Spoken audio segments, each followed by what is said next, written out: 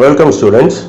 இந்த வீடியோவில் நம்ம பார்க்க போகிறது 12th CBSE ஃபிசிக்ஸில் இருந்து சாப்டர் 2 எலக்ட்ரிக் பொட்டென்ஷியல் அப்படிங்கிற டாப்பிக்கோட இன்ட்ரொடக்ஷன் தான்.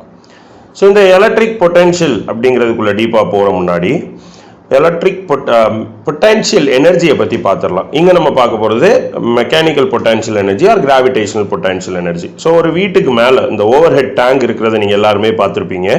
இந்த ஓவர் ஹெட் டேங்கோட வேலை என்ன அப்படின்னா, அங்கே இருக்கிற தண்ணி வீட்டுக்கு கீழே, வீட்டில் கிச்சனில் பாத்ரூமில் இந்த மாதிரி வாஷ் பேஷனுக்கு எல்லாத்துக்கும் தண்ணி வர்றதுக்கு தான் மேலே வச்சுருக்கோம். அது ஏன் மேலே வைக்கணும்? கீழே இருக்க டேங்க்லேருந்து தண்ணி மேலே வராதா அப்படின்னா ஆப்வியஸாக வராதுங்கிறது உங்கள் எல்லாருக்குமே தெரியும். நீங்கள் 11th இதை படிச்சிருக்கீங்க.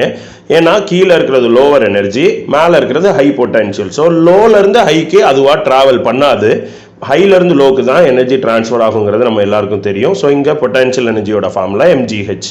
அப்போ கீழேருந்து மேலே எப்படி ஏற்றும்? ஸோ கீழே ஒரு பம்பு வச்சு அந்த பம்பு மூலமாக நம்ம ஒரு ஒர்க் டன் பண்ணுறோம். கரெக்டாக work is done on the system. ஃபிசிக்ஸை பொறுத்த வரைக்கும் work done on the system negative, by the system positive. அப்போ கீழே mgh1 which is lower energy, mgh2 higher energy. So லோலேருந்து ஹைக்கு நான் ஒரு பம்பு வச்சு ஏற்றுறேன்.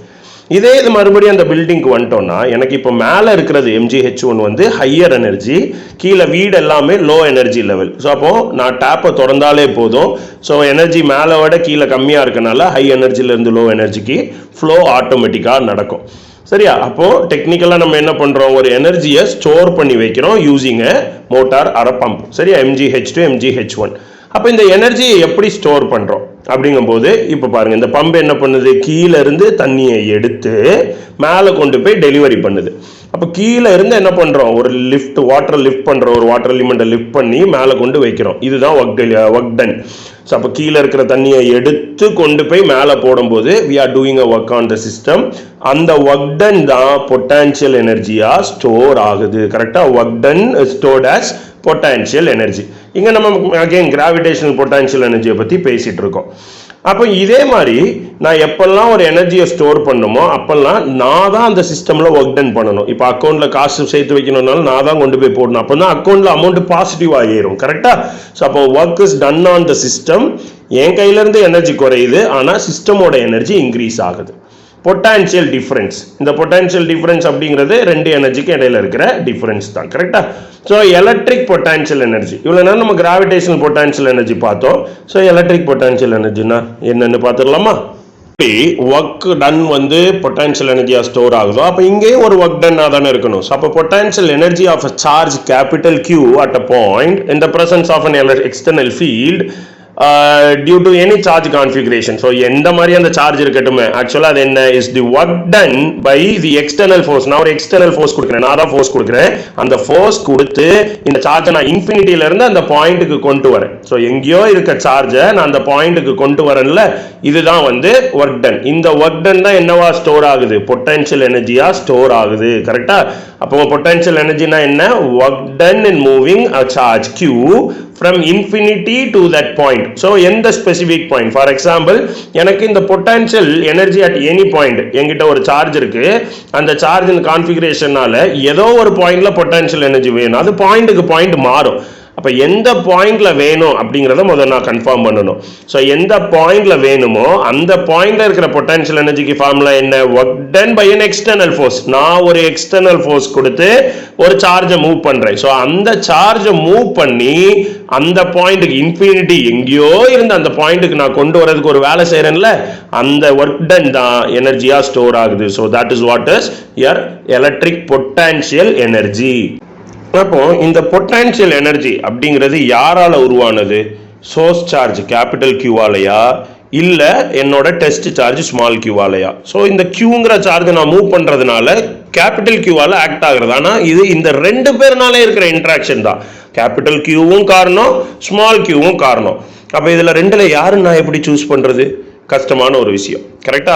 ஸோ கண்மணியா கதிஜாங்கிற மாதிரி கஷ்டமான ஒரு ப்ராப்ளம் ஆகி போச்சு. ஸோ இதில் நான் ஓவர் கம் பண்ணுறதுக்கு தான் என்ன பண்ண போகிறேன், எலக்ட்ரிக் பொட்டன்ஷியலை கண்டுபிடிக்க போகிறேன்.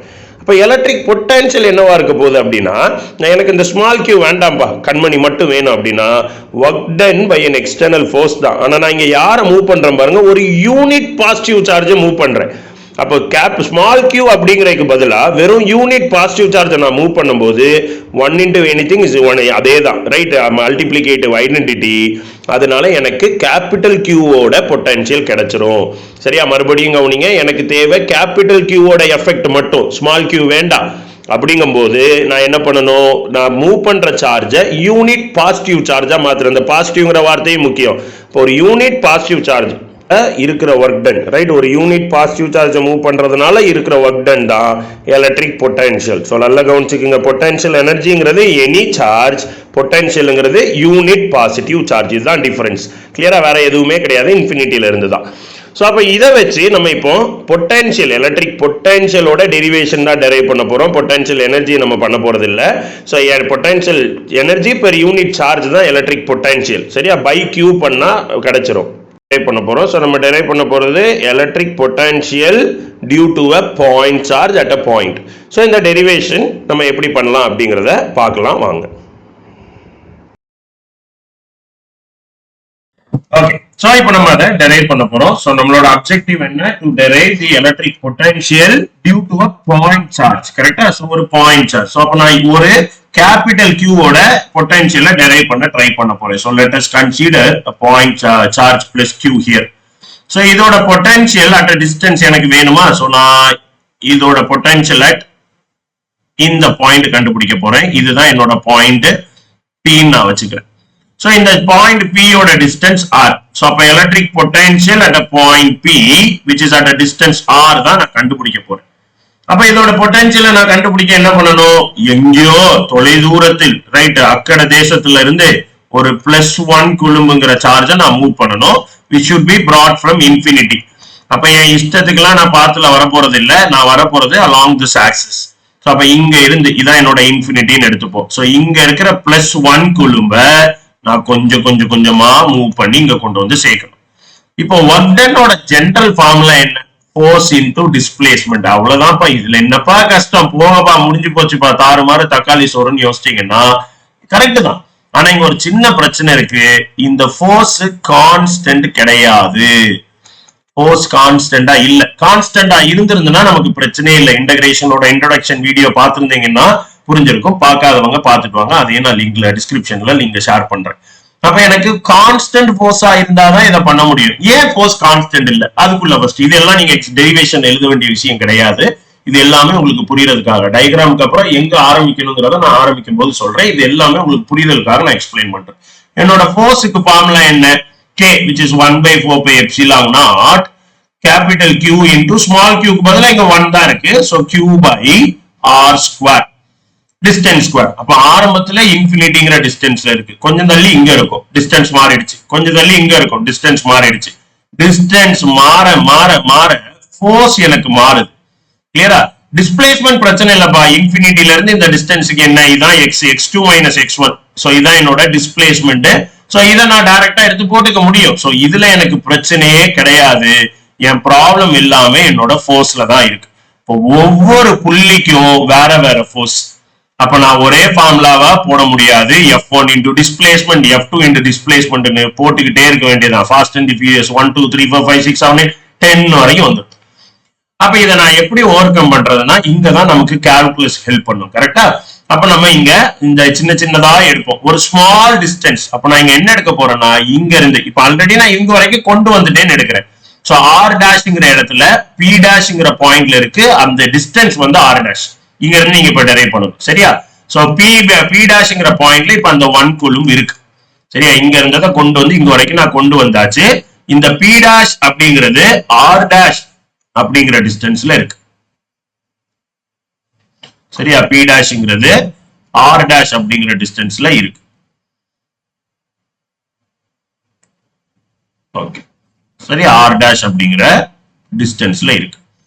அப்ப எனக்கு இந்த ஆர் டேஷ் டிஸ்டன்ஸ்ல இருந்து நான் ஒரு சின்ன டிஸ்டன்ஸுக்கு மூவ் பண்றேன். நான் ஒரு ஸ்மால் ஒர்க் டன்னை கண்டுபிடிக்க போறேன். ஏன் அந்த ஸ்மால் ஒர்க் டன்னா, நான் எடுக்க போற ஆறுங்கிறது ரொம்ப ரொம்ப கம்மி, அந்த ரெண்டுக்கு இடையில என்னால ஒரு ஈக்குவல் ஃபோர்ஸ் எடுக்க முடியும். நான் இப்ப ஜூம் பண்ணி, சரியா, ஃபார் எக்ஸாம்பிள் இங்க இருந்து இந்த இடத்துல இருந்து இந்த இடத்துக்கு நான் மூவ் பண்றேன். இதான் என்னோட டெல் ஆர் டேஷ். நான் கொஞ்சம் பெருசா டிரா பண்ணணும், ஏன்னா எக்ஸாம்ல நீங்க இவ்வளவு ஜூம் பண்ணி டிரா பண்ண முடியாது. உங்களுக்கு புரியறதுக்காக அகைன் நான் ஜூம் பண்ணிருக்கேன். இந்த ஸ்மால் டிஸ்டன்ஸ்ல ஃபோர்ஸ் பெருசா மாறாது, ஏன்னா கான்ட்ரிபியூஷன் வந்து இது வந்து கிட்டத்தட்ட 0 தான். சோ இருக்கு ஆனா இல்லைங்கிற மாதிரி ரொம்ப மைன்யூட்டான ஒரு டிஸ்டன்ஸுக்கு தான் நம்ம டிஸ்பிளேஸ் பண்ணிருக்கோம். நீங்க படிச்சிருப்பீங்க limit del r tends to 0. அது 0 அளவுக்கு கம்மியா தான் இருக்கு, 0 கிடையாது. ஆனா அவ்வளவு க்ளோசர், 0ன்னு சொல்ற அளவுக்கு கம்மியா இருக்குங்கும் போது எனக்கு ஃபோர்ஸ்ல பெரிய மாற்றம் கிடையாது. இப்ப நான் இத ஃபோர்ஸ் இன்டு டிஸ்பிளேஸ்மென்ட் போட முடியும். கிளியரா? ஏன்னா ஃபோர்ஸ் ஒரு கான்ஸ்டன்ட் இந்த இடத்துல. நான் இதை 100% கொண்டு வந்தேன்னா உங்களுக்கு தெரியும். சரியா? சோ இப்படிதான் நம்ம டயக்ராம் வச்சிருந்தோம். தெரியுதுல? டெல் ஆர் அப்படிங்கிறது ரொம்ப ரொம்ப ஸ்மால் வேல்யூ. அப்போ ஒரு ஸ்மால் எலிமெண்ட்டை தான் நான் எடுத்திருக்கேன் டெல் ஆர் டேஷ். நீங்க எக்ஸாமுக்கு அது கொஞ்சம் பெருசா போட்டுக்கீங்க, தப்பு இல்ல. பிக்டோரியலா தெரியறதுக்காக நீங்க இவ்வளவு தூரம் வேணா போட்டுக்கலாம். சோ இதுதான் டெல் ஆர் டேஷ். அப்ப இங்க இருந்து இங்க நான் மூவ் பண்ணும் போது ஒரு ஒர்க் டன் இருக்கும். இது என்னன்னு நம்ம பார்க்க போறோம். சோ அப்ப எனக்கு ஸ்மால் டிடபிள்யூ ஒர்க் டன், ஒரு ஸ்மால் ஒர்க் டன் தான். இந்த ஒர்க் டன் தான் எலக்ட்ரிக் பொட்டன்ஷியல். டெக்னிக்கலா பொட்டன்ஷியல் எனர்ஜி தான் ஸ்டோர் ஆகும். பட் நம்ம இங்க மூவ் பண்றதே யாரதான்? +1 கொலும்பு தான். அப்ப +1 கொலும்பை மூவ் பண்ணும் போது ஆகிற எனர்ஜி தான் ஆக்சுவலா பொட்டன்ஷியல். அதனால நம்ம இங்க பொட்டன்ஷியல் அதை நேம் பண்ணிக்கலாம். So work done is equal to, small work done is equal to integral, எங்க இருந்து எங்க நான் மூவ் பண்ண போறேன், இந்த இன்டகிரேஷன் வரும். ஸ்மால் ஒர்க் டனுக்கான ஃபார்முலா ஃபோர்ஸ் இன்டு டிஸ்பிளேஸ்மென்ட். என்னோட ஃபோர்ஸ் என்ன? ரைட், இங்க வந்து ஃபோர்ஸுக்கான ஃபார்முலா kq/r² மைனஸ் வரும். ஏன் மைனஸ்னா work is done on the system. சரியா? நான் தான் ஒர்க் பண்றேங்கும் போது பிசிக்ஸை பொறுத்த வரைக்கும், கெமிஸ்ட்ரியில அப்படியே மாறும். கெமிஸ்ட்ரியில work done by the system negative, on the system positive. பிசிக்ஸ்ல work done on the system negative. கிளியரா? நான் இந்த எதிர்ப்பையும் மீறி, ஆக்சுவலா இந்த இது பாசிட்டிவ் சார்ஜ் தான். அப்ப இந்த பாசிட்டிவ் சார்ஜ் என்ன பண்ணும்? அப்போஸ் பண்ணும், ரிப்பல் பண்ணும். அதையும் மீறி நான் கஷ்டப்பட்டு மூவ் பண்ணி கொண்டு போறேன். அப்ப நான் எனர்ஜியை ஸ்பெண்ட் பண்றேன், அதனால நெகட்டிவ் சிம்பிள். ஃபோர்ஸ் வந்து K கேபிட்டல் Q பை இங்க இருக்கிற டிஸ்டன்ஸ் r'². ஏன்னா இன்னொரு Q 1. சோ அப்போ kq/r² formula 1/4πε0 q1 q2/r². Coulomb's law formula தான் யூஸ் பண்ணிருக்கேன். இது என்னோட ஃபோர்ஸ். சரியா? இதான் என்னோட ஃபோர்ஸ். இந்த கட்டம் போட்டு ஃபோர்ஸ் நீங்க எழுத வேண்டாம், அது உங்களுக்கு புரியறதுக்கு. இன்டு டிஸ்பிளேஸ்மென்ட், நான் எவ்வளவு தூரத்துக்கு டிஸ்பிளேஸ் பண்றேன்? Del r dash. அது ரொம்ப ரொம்ப கம்மியா இருந்தா நான் dr எடுத்துக்கலாம். கரெக்டா? So del r could be any value, but ஸ்மாலா இருந்தா அது dr. கால்குலஸோட இன்ட்ரோடக்ஷன், அகைன் கால்குலஸ் டீப்பா படிக்கும்போது உங்களுக்கு அது புரிஞ்சிருக்கணும். சோ dr dash இதுதான் எனக்கு ஒரு ஸ்மால் ஒர்க் டன். அப்ப டோட்டல் ஒர்க் டன் என்ன? According to the calculus principle, total work done is equal to integral dw, எங்க இருந்து எங்க? இன்ஃபினிட்டில இருந்து rங்கிற பாயிண்ட்க்கு. சரியா? சோ அப்ப எனக்கு W is equal to, total work done is equal to integral infinity to r minus kq into 1 divided by r'² dr'. அவ்வளவுதான், almost முடிச்சிட்டோம். So minus kq ஒரு constant, integral infinity to r 1 by r'² r' power -2 dr' ன்னு எழுதிக்கிறேன். r' power -2 dr'. இப்ப x power n க்கு integration என்ன? x power n plus 1 by n plus 1. இதான் formula. கரெக்டா? இன்டகிரேஷன் மேக்ஸ் செகண்ட் வால்யூம்ல தான் படிப்பீங்க. சோ இங்க ஃபார்முலாவை ஞாபகம் வச்சுக்கோங்க. நான் மேத்தமெட்டிக்ஸ் ஸ்டூடெண்ட்ஸ் நீங்க தேவையான ஃபார்முலா மட்டும் படிச்சுக்கிட்டா போதும். பட் கால்குலஸோட கான்செப்ட் உங்களுக்கும் தெரிய வேண்டியது அவசியம். சோ நீங்களுமே அந்த கால்குலஸோட இன்ட்ரோடக்ஷன் வீடியோ கோ த்ரூ பண்ணிட்டீங்கன்னா உங்களுக்கு கொஞ்சம் ஈஸியா இருக்கும். சோ அப்ப x power n, அப்ப r பவர் r' பவர் -2. இதுக்கு என்ன ஃபார்முலா வரும்? அப்படியே பாத்தீங்கன்னா r' power -2 plus 1 by -2 plus 1. அப்ப எனக்கு work done is equal to, நான் இன்டகிரேட் பண்ணியாச்சு. இப்போ நான் அந்த இன்டகிரல் சிம்பிளா போட கூடாது. இன்டகிரேட் பண்ணிட்டேன், இதை இன்டகிரேட் பண்ணி தான் எழுதுறேன். which is r' power -2 plus 1 -1 divided by -1 infinity to r. upper limit and lower limit. இது limit, starting point end point ஞாபகம் வச்சுக்கோங்க. இப்படி இன்டகிரேட் பண்ணி முடிச்சாச்சு. அப்ப இந்த மைனஸ் இங்க kq இருக்கு, இன்டு மைனஸ் kq. கரெக்டா? இந்த kq மிஸ் பண்ணிருக்கேன். சோ மைனஸ் kq வெளிய எடுத்தமே minus kq. So minus kq. So minus kq அப்படியே வச்சுப்போம். இத சிம்பிளிஃபை பண்ணுவோம். -1 இருக்கு. சோ மைனஸ் நான் நியூமரேட்டர்ல எழுதுறேன். r' power -1 x power minus 1 எப்படி எழுதலாம் 1 by x ன்னு எழுதலாம் தானே சோ அப்போ 1 by r dash square r dash infinity to r minus வெளிய எடுக்கிறேன் so minus of minus plus kq first upper limit substitute பண்ணனும் definite integral ஓட application upper limit minus lower limit தான் upper limit minus lower limit so அப்போ 1 by மேல இருக்க r minus 1 by lower limit infinity r dash க்கு பதிலா limit substitute பண்றேன் ஏன் r dash க்கு பதிலா ஏன்னா என்னோட வேரியபிள் r dash இது ரொம்ப முக்கியம் r dash with respect to r dash இருக்கனால தான் r dash இன்டகிரேட் பண்ணனும் சரியா kq கான்ஸ்டன்ட் ன்னு வெளிய எடுத்துக்கிட்டோம் சோ அப்ப எனக்கு kq into 1 by r 1 by infinity 0 so kq by r இதுதான் ஃபார்முலா நல்லா கவனிச்சீங்கன்னா பாசிட்டிவா மாறிடுச்சு சோ அப்ப என்னோட work done is equal to 1 by 4 pi epsilon naught q by r இதான் என்னோட potential so v equal to 1 by 4 pi epsilon naught q by r so potential due to a point charge என்ன 1 by 4 pi epsilon naught q by r ஒரு positive சார்ஜுக்கு தான் right நான் work done பண்ணேன் நீங்க இந்த இன்ட்ரோடக்ஷன்ல பேசும்போது நான் அந்த பேங்கோட நான் மென்ஷன் பண்ணிருப்பேன் என் கையில இருந்து காசை நான் கொண்டு போய் பேங்க்ல போட்டா என் அக்கௌண்ட்ல காசு அதிகமாகும் அப்ப தேவைப்படும் போது நான் வித்ட்ரா பண்ணிக்க முடியும் நான் அக்கௌண்ட்ல இருக்க காசு எடுத்துக்கிட்டேன்னா அந்த டைம்ல என் கையில காசு அதிகமா இருக்கும் ஆனா அக்கௌண்ட்ல கம்மியாகும் நான் அக்கௌண்ட்ல ஸ்டோர் பண்ணி தேவைப்படும் போது யூஸ் பண்ண போறேன் இங்க நான் வந்து ஒரு பேட்டரியிலயோ ஒரு எனர்ஜி எலக்ட்ரிக்கல் எனர்ஜியை நான் ஸ்டோர் பண்ணி ஒரு யூபிஎஸ் எடுத்துக்கோங்க கரண்ட் இருக்கும்போது அதுல எனர்ஜியை ஸ்டோர் பண்ணி கரண்ட் இல்லாதப்போ அதை யூஸ் பண்ணிக்கிறோம் கரெக்டா சேம் வே நான் ஒரு பாசிட்டிவ் சார்ஜ்ல எனர்ஜியை ஸ்டோர் பண்றேன் இன் டர்ம்ஸ் ஆஃப் பொட்டன்ஷியல் நான் எனர்ஜியை ஸ்டோர் பண்ணி அந்த பொட்டன்ஷியல் எனர்ஜியை நான் தேவைக்கு யூஸ் பண்ணிக்க போறேன் அப்ப நான் வேலை செய்யணும் நான் செஞ்ச வேலை அங்க பொட்டன்ஷியல் எனர்ஜியா ஸ்டோர் ஆகுது